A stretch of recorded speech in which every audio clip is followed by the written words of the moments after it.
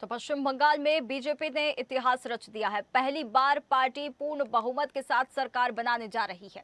Party के इस जीत के बाद मध्य प्रदेश के बीजेपी कार्यकर्ताओं में जश्न का माहौल है। स्वदेश न्यूज से खास बातचीत में सागर की बीजेपी सांसद लता वानखेड़े ने कहा कि ये पीएम मोदी के विश्वास की जीत है।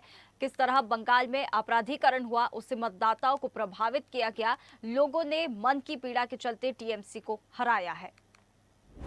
देश के 5 राज्यों के चुनाव परिणाम आ चुके हैं और 3 राज्यों में जो है बीजेपी ने जीत का परचम लहराया है। मेरे साथ बात करने के लिए मध्य प्रदेश भाजपा से सांसद हैं लता वानखेड़े जी, वो मौजूद है।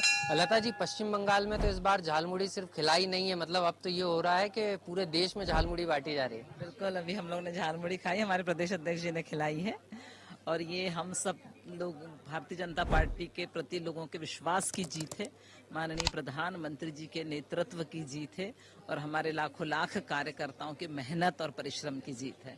2 मुद्दे काफी हाईलाइटेड रहे। खुद एक मुद्दे में तो आप खुद देख रहा था मैं, नारी शक्ति वंदन बिल को लेकर, यानी आधी आबादी, और दूसरा जो है विदेशी ताकतें, लगातार जो अप्रवासी लोग थे, जो बाहर से लगातार लोग आ रहे थे, और तीसरी चीज सनातन की बात लगातार की जा रही थी। तो इस जीत में, इस फैक्टर में आप किस चीज को महत्वपूर्ण मानती हैं? जिस तरह उन्होंने नारी शक्ति वंदन बिल का विरोध किया, जिस तरह से उनकी महिलाओं ने तक विरोध किया, उनके पूरे सदस्यों ने, जिस तरह से पूरे देश ने देखा है कि किस तरह से नारियों के अधिकार को कुचलने का काम किया है, और बाकी मुद्दे आप सब देख रहे हैं, हम सब देखते हैं, वीडियो चैनल पे सुनते हैं किस तरह से अपराधीकरण वहां पर हो रहा है, किस तरह से बाहर के लोग आकर पूरा वहां अपना साम्राज्य जमा रहे हैं।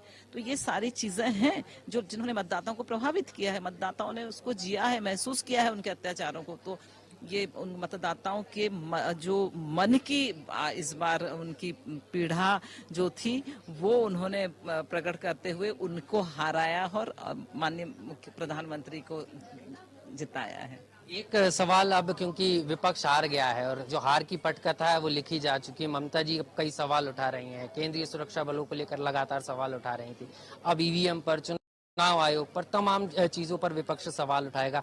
ये तो साफ हो गया है कि हार सिर्फ हार नहीं हुई, करारी हार हुई। बिल्कुल, देखिए उनकी आदत है, जब वो जीतते हैं तब ईवीएम ठीक रहती है, जब वो जीतते हैं तो प्रशासनिक व्यवस्था ठीक रहती है, और जब वो हारते हैं तो अपनी हार का ठीकरा वो पूरा ईवीएम पे फोड़ते हैं, हमारी प्रशासनिक व्यवस्थाओं पर फोड़ते हैं।